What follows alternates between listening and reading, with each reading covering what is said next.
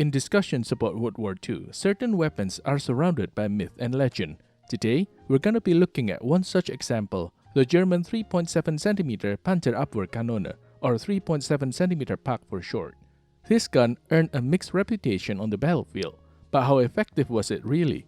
In this video, we'll dive into its history, analyze its performance, and shed light on why it came to symbolize both the limitation and potential of early anti-tank technology. By the end, you'll have a better understanding of whether it was a true tank destroyer or just an underwhelming army door knocker.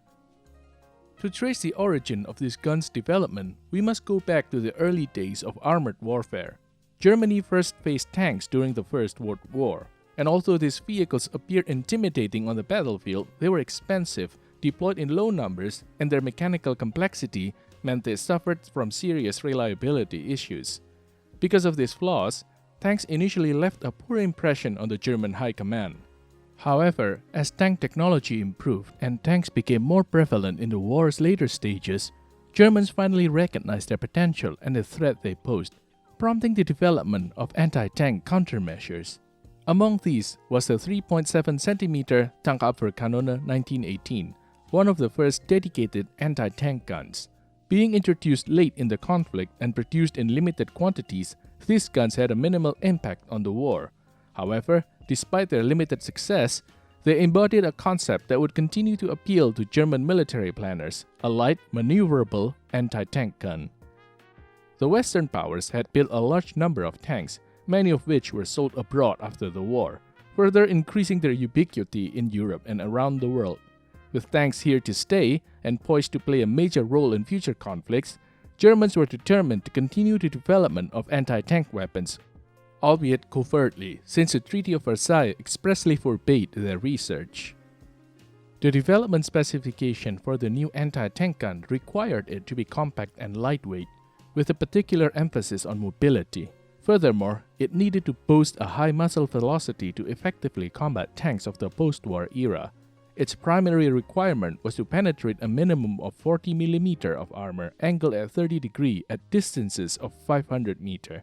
Perhaps most crucially, it had to be cost-effective and suitable for mass production. Rheinmetall was granted a contract for the development of this new anti-tank gun, with the official agreement finalized in 1927.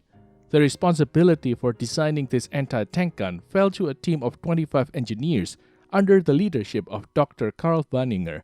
To maintain secrecy and prevent the Allies from discovering their efforts, the team established a research base at an abandoned firing range on Lüneburger Heide. Progress proceeded steadily, and within 6 months, the team had successfully developed the first working prototype. The new gun was initially labeled as the 3.7cm TAC L45. At that time, the Germans still used the term tank, hence the name Panzerabwehrkanone, anti-tank gun. It was not until a late December 1934 Army bulletin that the term Panzerkampfwagen, or simply Panzer, was officially adopted. Consequently, this gun's designation was changed to 3.7cm Panzerabwehrkanone L45 on the 1st of July 1936. The prefix 36 was not initially linked to its designation, but became commonplace post-war. Production of the 3.7cm Pack initially progressed slowly, with only 264 units produced by October 1934. However, in 1935, Adolf Hitler's public denunciation of the Treaty of Versailles removed the restrictions on German rearmament, allowing for full-scale production of the 3.7cm Pack to begin. Exact production numbers are difficult to determine, as sources vary widely, but estimates generally range between 15,000 and 20,000 units.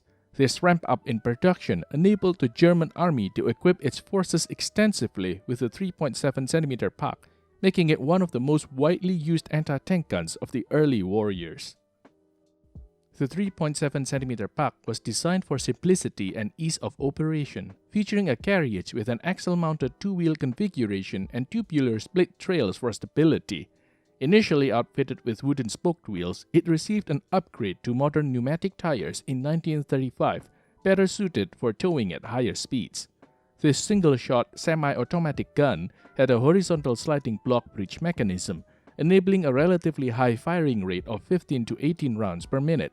its crew operated behind a 3-sided angled gun shield, which could be opened to provide better situational awareness when needed. The 3.7cm pack fired both high-explosive HE and armor-piercing AP rounds, the latter which boasted a muzzle velocity of 762 meters per second. This allowed them to penetrate up to 48 millimeters of flat armor at range of 500 meters, which was enough for most tanks of the era. The gun crew typically consisted of 6 to 7 men, a commander, gunner, loader, 2 ammunition bearers, and a driver for the towing vehicle. Light and versatile, the 3.7cm pack could be towed by various vehicles, including civilian cars and horses. If nothing else was available, the crew could manually move the lightweight gun into position with relative ease. The 3.7cm pack first saw combat during the Spanish Civil War, arriving in October 1936. There, it quickly proved more than a match for any Republican armored vehicles it had encountered. The 3.7cm pack was next deployed in the German invasion of Poland on September 1, 1939. Although Poland possessed some armored units, they were limited in number and largely outdated.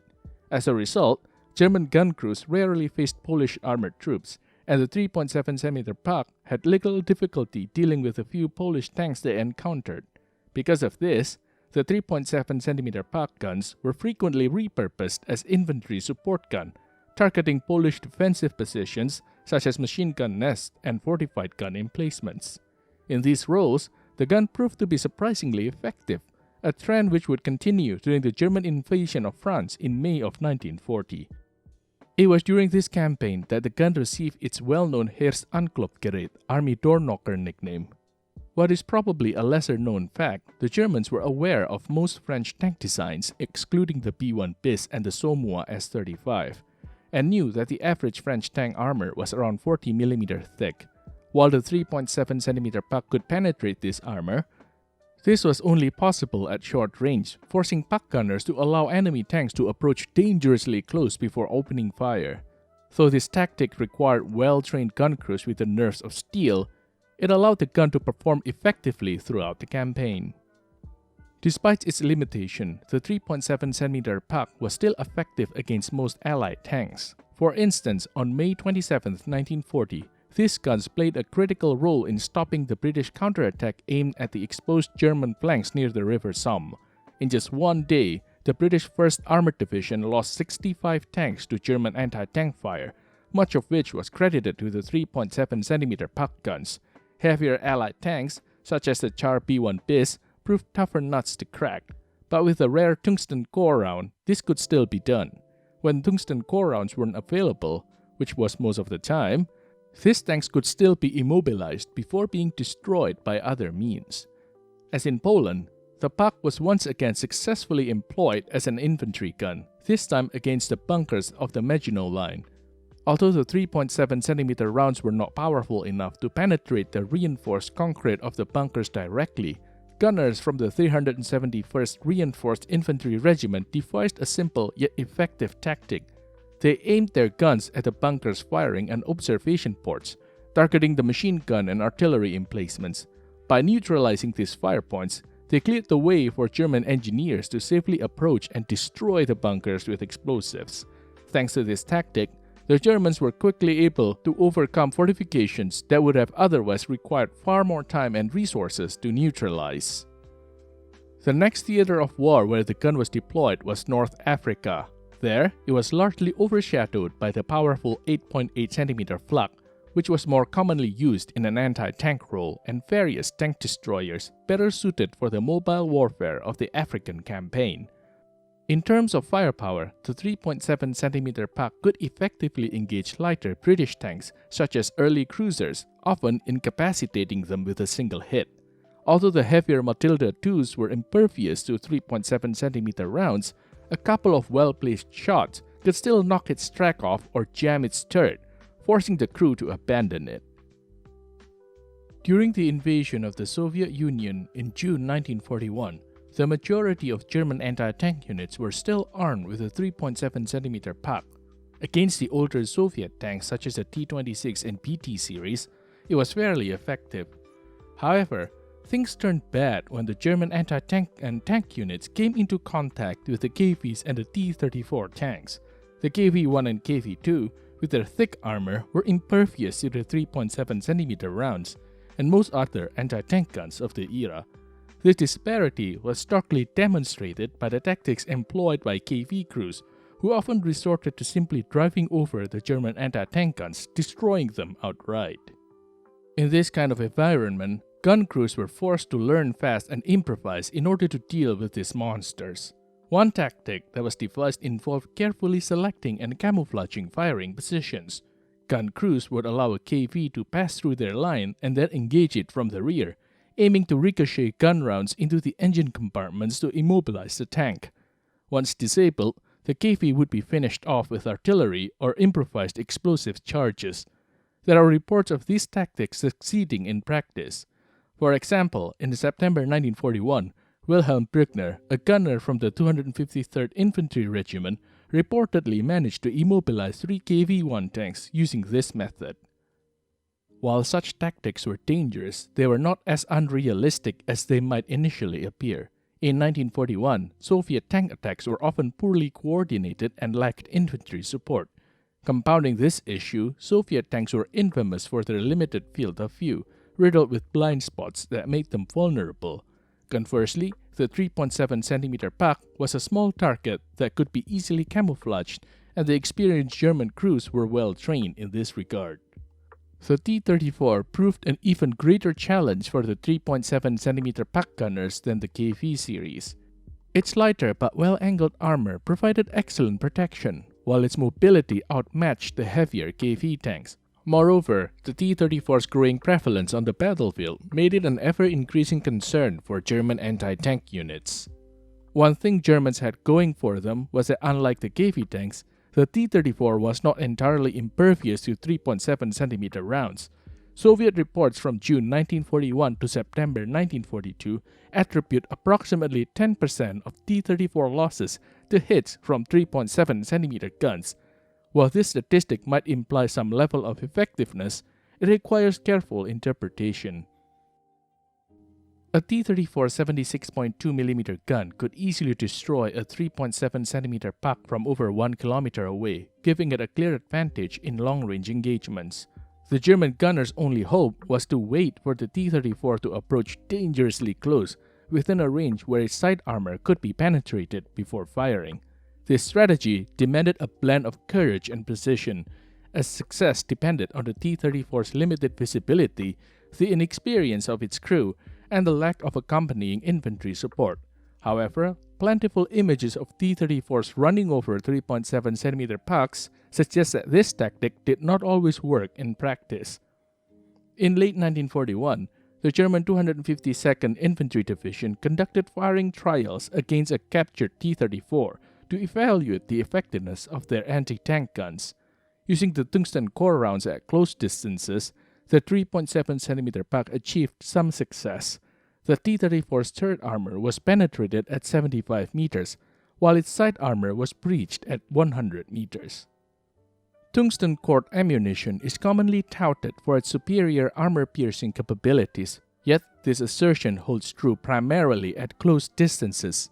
Tungsten core rounds could penetrate 79mm of flat armor at 100 meters, surpassing the standard armor-piercing rounds, which managed only 65mm at the same range.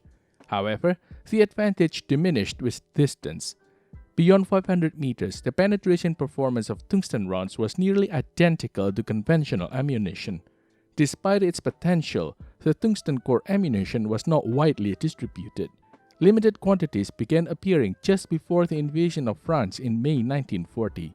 However, due to material shortages and the declining effectiveness of the 3.7 cm Pak against increasingly well-armored tanks, production of tungsten core rounds ceased entirely after 1941. So what could be a conclusion regarding the 3.7 cm Pak anti-tank role? Early in the war, the gun was effective, affordable, and modern, fully capable of dealing with the light tanks of its era. However, against more heavily armored tanks, it performed poorly. The question of whether it could defeat a T-34 is better phrased as whether it could do so effectively. Under the right condition, a formidable T-34 could be taken out, but this fact was of little comfort to the gun crews. A weapon that could destroy an enemy tank only at close range while the opponent could destroy you from over a kilometer away was clearly insufficient. Despite its limitation, the 3.7cm puck was not retired from service after 1941. It remained in use until the end of the war due to its availability in large numbers and its continued utility against lighter vehicles, armored cars, and in infantry support roles. Its longevity also reflects the challenges the German war economy faced in rapidly replacing obsolete equipment with newer designs. It took nearly 2 years after 1941 for the 3.7cm puck to be largely replaced by superior weapons like the 5cm puck 38 and the 7.5cm puck 40, cementing its place in history as both an asset and a liability for the German military. The question worth asking is why didn't the German attempt to modernize and develop a better version of the 3.7cm puck? To answer this question, the German military had indeed briefly considered adopting the new, longer-barreled version of the gun that has been explored ever since the 3.7cm puck was first designed. Massive failings on the part of the German military intelligence led to the mistaken belief that the 3.7cm puck would suffice for the upcoming war. Consequently, resources that could have gone toward improving this weapon were instead redirected elsewhere. By the time the 3.7cm puck proved inadequate against newer heavily armored tanks, German efforts had already shifted to introducing its replacement in the form of the 5cm puck 38. One attempt to improve the capabilities of the gun was successful, however. In order to increase its anti-tank performance, the so-called 3.7cm steel Granate 41 stick grenade was developed. This was essentially a specialized fin-stabilized shaped charge that was muzzle-loaded and fired with a blank cartridge.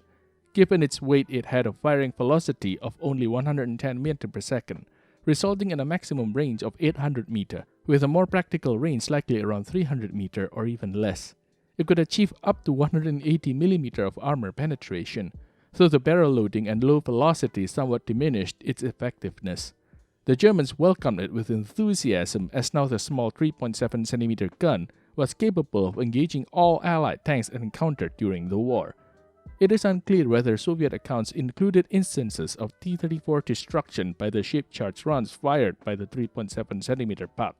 If they did, this would further underscore the inadequacy of the gun's standard armor-piercing rounds against T-34. In conclusion, the 3.7cm puck was not a bad design. It simply had the misfortune of being outclassed by the much faster development of Allied tanks. Nevertheless, the gun performed well in the early campaigns, and with a precise hit to the weak spot, it could still bring down a giant on clay feet. Or it could just blow him to pieces with a giant rifle grenade. What do you think of this little anti-tank gun? Share your opinions in the comment section below. If you have not done so already, we invite you to subscribe to stay updated on future content. If you would like to contribute further, consider supporting us on Patreon or PayPal. We want to especially thank our medium and heavy tank Patreon supporters: Alex Harvey, Andrew Oberg, Dan Fitzpatrick, Dave Schuford, Joe, Leslie Hokover, Michael Herman, Owen M., Peter Bradbury, and the Sasquatch. Until next time, stay focused and stay tuned.